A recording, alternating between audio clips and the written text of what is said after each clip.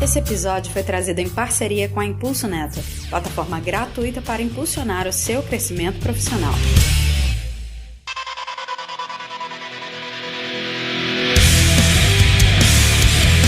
Olá, mundo! Seja bem-vindo a mais um episódio do PodTag. E hoje é o dia que a gente vai descobrir, será que existe o mundo fantástico de Bob mesmo? E para mostrar se existe, eu tô aqui também com o Clécius. Olá, mundo! E aí, pessoal? Vamos descobrir o que é essa tal de ideação de produto, da qual eu não faço a menor ideia do que se trata.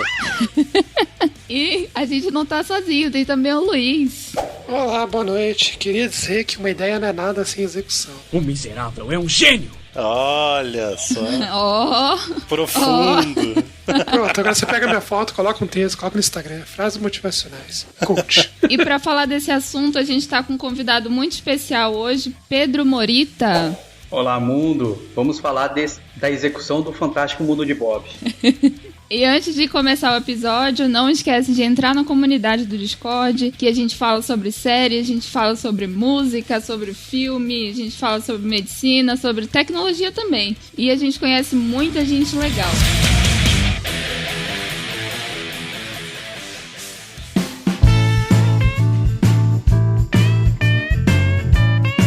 Então, Pedro, se apresenta pra gente. Então, pessoal, primeiro agradecer o convite. É uma satisfação enorme estar podendo falar um pouquinho com vocês, tá? Meu nome é Pedro Morita, eu sou diretor de marketing e produtos da Landix. Landix é uma empresa de tecnologia aqui de Minas Gerais. Sou administrador, mas estou inserido e sugado por esse mundo da tecnologia, da inovação há muito tempo. E é uma satisfação poder falar um pouquinho disso para vocês, de um tema que eu gosto muito e que é tão relevante para o negócio. E concordo contigo, Luiz. Ideia sem execução é só ideia. Verdade. Exato. Eu achei engraçado, tem pessoas que falam assim, não, eu não vou contar minha ideia porque vai que alguém rouba. Tá, se você não fizer nada pela tua ideia, que diferença faz se alguém roubou ou não? Exatamente. Pelo menos ela tá executando, né? Instagram tá aí pra provar exatamente isso, né? Tem uma pesquisa da IBM que ela fala assim, se você tiver uma ideia agora, se a gente tiver uma ideia agora, no mínimo 80 pessoas no mundo já tiveram a mesma ideia que você. Dessas 80, só 6 vão fazer algo, que seja pesquisar, que seja ler alguma coisa. E só 2 vão, de fato, colocar a mão na massa. É verdade. Então, não adianta esconder sua ideia. Alguém também já teve uma ideia parecida. E assim nasce a concorrência, né? Porque 2 pessoas. tem um site chamado, acho que é Billion Startup Ideas, uma coisa assim, que todo dia o cara tá postando uma ideia bilionária de startup. Todo dia, de graça. Daí, tipo, no manifesto dele, ele fala assim, eu já tenho as minhas ideias que me dão dinheiro, eu não preciso de uma ideia de $1 bilhão. Mas tá aí, se alguém quiser. É bem legal, pra você ver como, tipo, ideia por si só, ela, né, não precisa de execução. Exatamente. E esse foi mais um episódio, obrigado, pessoal. Mas, Pedro, me conta aí, como é que é a origem disso? Como é que surgiu essa ideação de produto? Então, ideação de produto, né? Ideação é uma coisa que sempre existiu, né?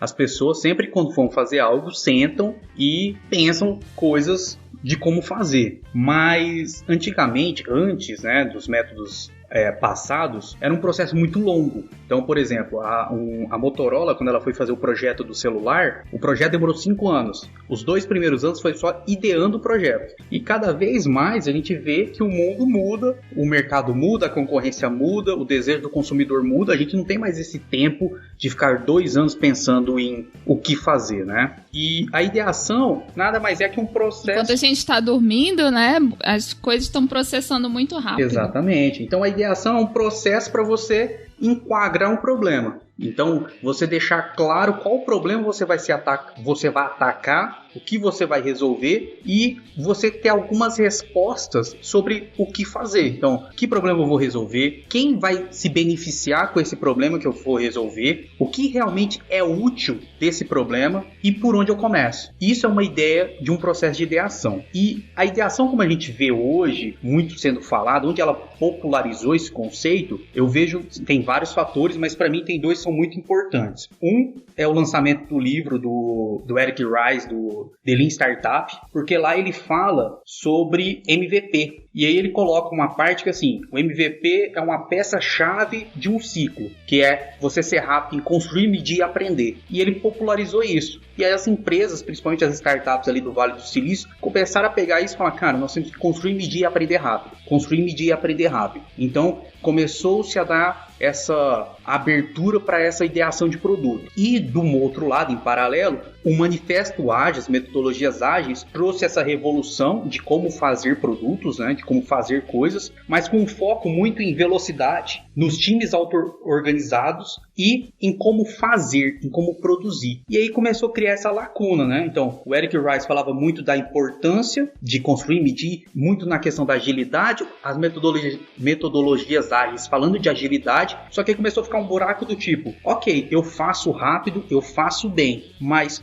o que eu vou fazer? Para quem que eu vou fazer? O que eu tenho que considerar? E aí fez esse framework ou atividade de ideação de produto ganhar uma relevância tão grande. E hoje a gente pode ficar aqui um bom tempo falando de possibilidades, de metodologias, de ações em cima de idear produto, mas sempre com o foco de entender qual o problema, para quem eu vou resolver e o que eu preciso resolver. Isso é muito claro. Então, definir um problema é tão importante ou até mais importante que a solução dele. Porque se você definir um problema, entre aspas, errado, você vai solucionar algo errado. Esse é um contexto histórico e tecnológico aí de ação de onde a gente chegou com a ideação de produto. Afinal, a gente não usa só para tecnologia, né? Exatamente. Então, a gente cada vez mais, com essa questão de transformação digital, as empresas consideradas tradicionais trazendo esses conceitos que o projeto de software, né, a produção de produto de software, produtos digitais, tanto já utilizam há um bom tempo, né? As empresas tradicionais, levando isso para dentro das suas culturas, trazem essa prática também. Então, hoje, a gente vê empresas como Coca-Cola fazendo ideação para criar um produto físico, uma bebida, um iogurte, novos produtos. A gente vê empresas como a Ford fazendo ideação junto com a Alibaba para pensar em modelos de negócio. A gente vê empresas nos Estados Unidos fazendo ideação para pensar em novos processos, novos documentos. Então, isso vai popularizando. E quanto mais popular, mais possibilidades essa metodologia vai ganhando, né? A gente vai aprendendo coisas, testando coisas, popularizando uma prática que é interessante. Eu vejo como uma prática altamente relevante e nós, como consumidores, ganhamos, né? Porque se cada vez mais produtos, processos, coisas são pensadas no que é importante para a gente como consumidor também tem um ganho, né? Eu acredito que isso é muito positivo. Mas dentro dessa questão, a ideação do produto ela vem antes do MVP, pelo que eu entendi, certo? Exatamente. Ela é o processo de definição do problema para eu poder entender como que eu posso, de alguma maneira, solucionar. Então ela está naquela fase que eu começo a entender meu problema, posso fazer um brainstorm, tem acho que várias técnicas que a gente pode discutir daqui a pouco a respeito. Exatamente. Eu acho que ela tem um nível de relevância muito grande, justamente para o próximo passo, que é o MVP, né? Porque tem muita gente que acaba criando um MVP, não resolve por completo o problema, então ele é um produto incompleto, ele não é o mínimo produto viável, na verdade, e daí você acaba medindo e aprimorando algo que não está solucionando o problema na prática e acaba descartando uma solução que poderia ser útil se tivesse sido melhor trabalhada no começo, né? Então acho que até essa ânsia do pessoal de querer lançar logo pode até ser nociva, talvez uma fase antes para você pensar a respeito possa auxiliar nesse processo de definição, certo? Exatamente.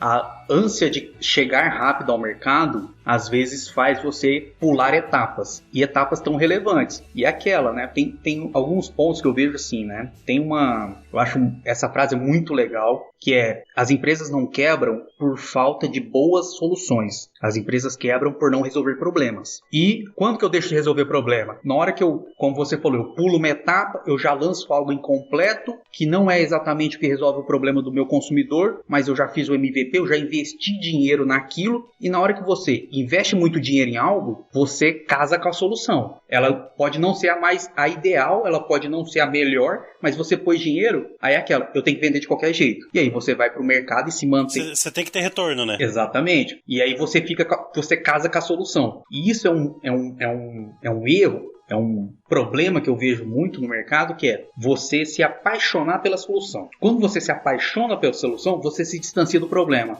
Você se distancia de quem paga, que é o cara que sente a dor, né? Que é o cliente. Porque todo mundo tem um cliente de alguma forma. Se você não está resolvendo o problema dele, não está resolvendo a dor dele, não faz sentido você estar ali. Só que você se apaixonou na solução. Você já gastou tempo ali, você já pôs dinheiro, você já pôs ideias. E aí você vira um fã da sua solução, né? Você é um apaixonado com o que você faz. E aí o cara mais importante, que é que põe dinheiro na mesa, não está apaixonado na sua solução, né? E até acho que antes de colocar dinheiro na mesa, também tem aquela questão do cara que ele já chega com a solução antes de ter o problema, né? Por exemplo, o cara, ó, vamos criar um aplicativo que vai ser tipo um Uber. Não, mas que problema que você quer resolver? Que problema que o Uber não resolve hoje que você quer resolver? Ou você quer copiar a solução dele? Então é um problema para transporte. Aí, de que forma você vai inovar? Então, acho que essa discussão é relevante, né? Você não entender exatamente o que você quer fazer. Isso é segundo plano. E sim o que você quer resolver, né? Isso. Tem um exemplo muito bacana, que é o seguinte. Quando foram criar o World Trade Center, lá o primeiro, que ia ser o prédio mais alto do mundo, tudo. E aí falavam, não, tem que ter elevadores mais rápidos, porque as pessoas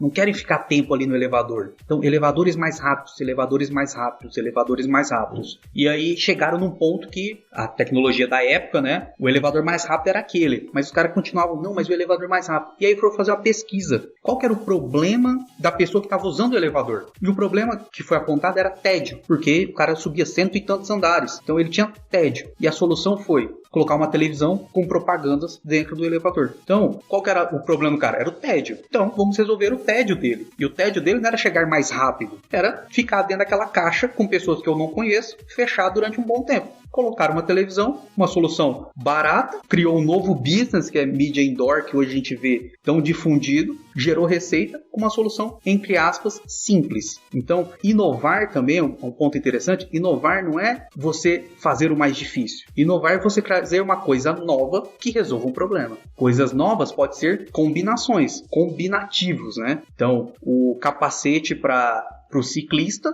veio de uma inspiração do casco de navio e do casco da tartaruga. Então, a junção do casco do navio com o casco da tartaruga virou um novo produto, inovador. E você não precisou inventar uma ciência de foguete para criar algo inovador. E às vezes a inovação pode ser uma coisa interna, né? Às vezes você está criando... Eu acho engraçado quando a gente comenta sobre MVP, e eu sou muito fã da MVP, principalmente MVP sem código, né? Você usa soluções já prontas para chegar e validar alguma ideia. É justamente por conta disso, né? Às vezes você tem uma solução maravilhosa que você acha que é maravilhosa, mas o cliente não é. No MVP você consegue tirar essa teima, né? Legal da ideação que eu realmente não conhecia o termo. Mas geralmente a gente fala de produto para fora, para o cliente, mas às vezes o produto é uma solução para você mesmo. E é engraçado quando às vezes você acha que você vai resolver um problema, na hora que você começa a usar aquilo, não resolveu nada, né? Porque você mesmo não decidiu ver qual era o problema que você estava enfrentando. E é bem legal quando a gente olha para um processo de ideação. Confesso que antes de começar eu imaginei que era tipo, como que você trabalha a ideia de um produto. Não é ideia e ação, né? É tornar o produto ideal. Né? O que é o ideal para resolver o problema. Isso eu acho muito legal, principalmente na nossa área que é o público-alvo até do podcast, o pessoal mais de tecnologia, né? Que às vezes você tem, acho que é um perfil meio do dev, né? Você tem uma ideia milionária na tua cabeça. Você quer fazer o negócio acontecer, você quer fazer o negócio girar. Tô com uma ideia de uma API muito legal que vai conectar no fornecedor, depois de resolver aquele negócio. Cara, calma, vamos pensar melhor. Qual que é o problema? Que nem você tá falando, é um Uber. O que o Uber não fez? Tá, não, é por causa disso. É porque o software que eu tô usando não tem tal funcionalidade. Não, então pera. É uma funcionalidade só que precisa de um produto já existente, né? E quando você tem uma metodologia que te abre um leque para se encontrar a solução, eu acho que é uma coisa que vale muito a pena ser analisado pelas pessoas para não saírem perdendo dinheiro, para não sair fazendo cagada, para não perder tempo. Né? Tem esse ponto. Uma dúvida que eu tenho até relacionada a isso. Dentro das empresas, existe alguém que é a pessoa responsável por atrás disso? Ou isso é uma cultura que o time tem que puxar? Tem como alguém que é cabeça dura, como geralmente o dev que quer criar tudo, né? De pensar, não, vou ouvir tal pessoa porque ela tem o conhecimento, ou algo que, tipo, sei lá, né? O time tem que se juntar e resolver, sei lá. O mundo ideal, o que eu gosto de falar e o que eu acredito que dê certo, é uma auto-organização do time. Porque você tendo um time multidisciplinar, você traz o dev, você traz o cara de design, você traz o cara do financeiro, você traz o cliente, um cara que pode ser o seu potencial cliente, e põe na mesa, com certeza o problema e o que você vai desdobrar dele, vai sair muito melhor. Porque inovação, você só tem inovação do conflito. E se você colocar pessoas que pensam igual, vai sair a mesma coisa melhor, mas é a mesma coisa. É evolução, não é inovação, né? Exatamente. Tem que ter conflito. E como é que você tem conflito? Colocando pessoas diferentes. E essa é minha sugestão de mundo ideal, né? Isso está na cultura. Mas o que eu vejo muito é, geralmente, o PO puxando isso, para quem usa Scrum, ou para outras organizações, o PM, né? O Project Manager, ou o cara do marketing, mas uma figura puxando. Isso é o que eu mais vejo. Mas não tem uma regra, pronto, você tem, para funcionar, tem que ter este perfil. Mas geralmente é um cara de produto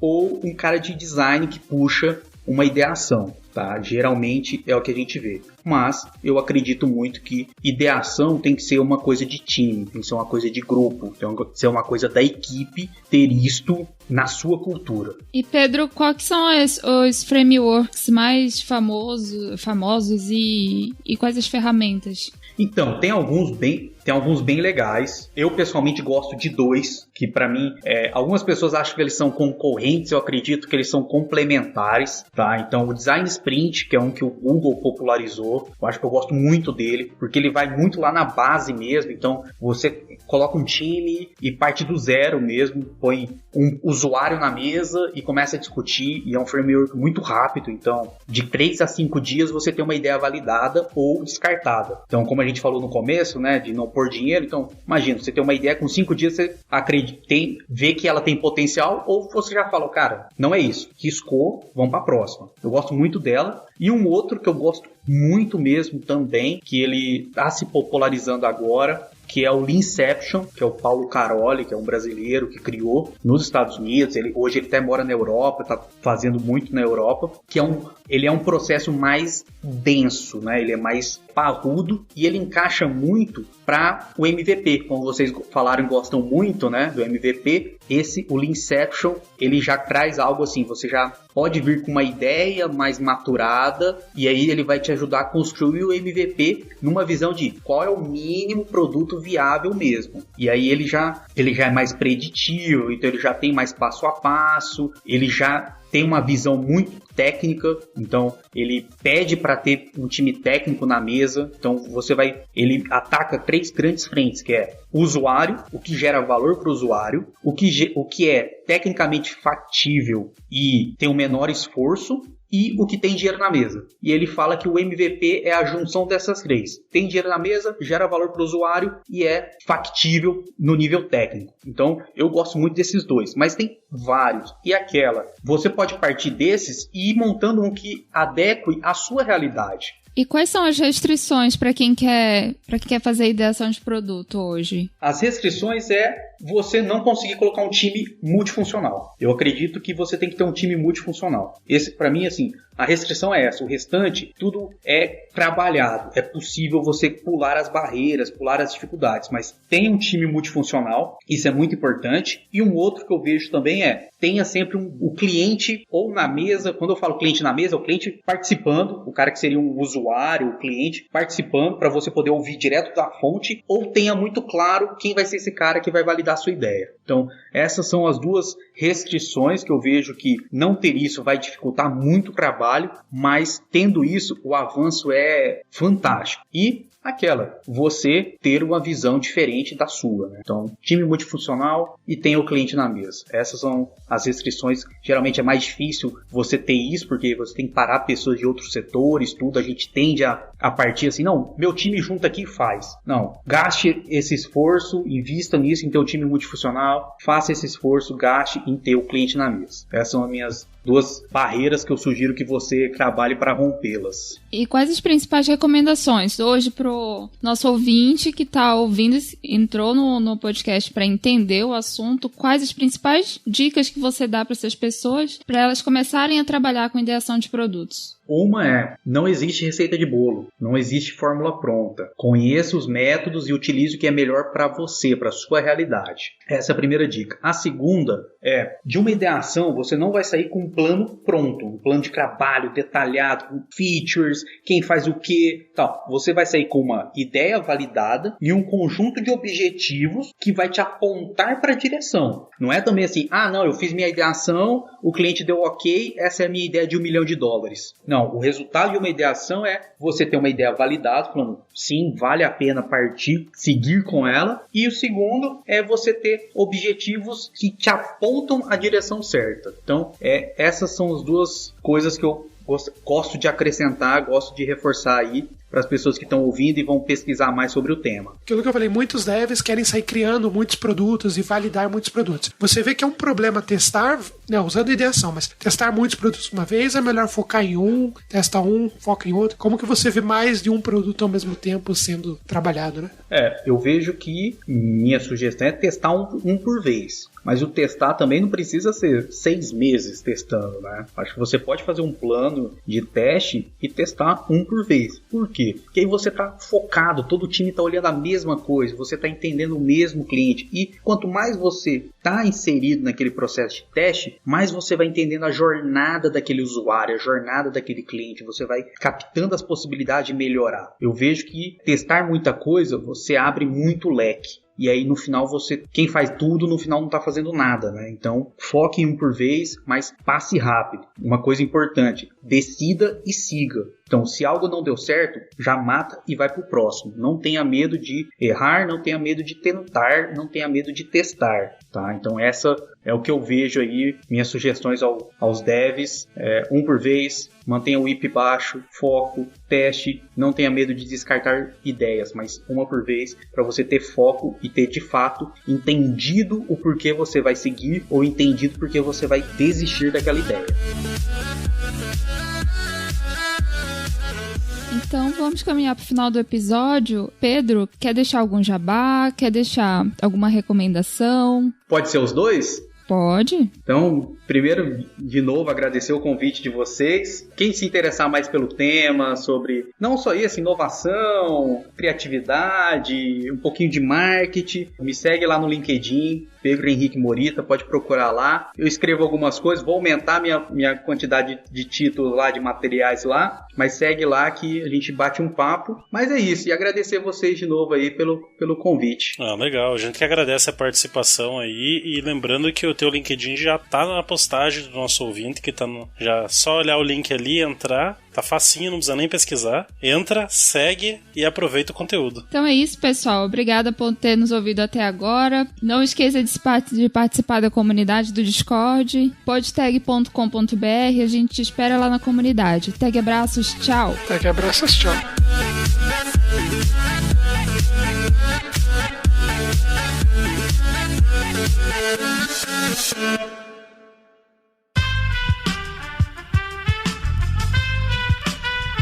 Esse podcast foi editado por Aerolitos Edição Inteligente.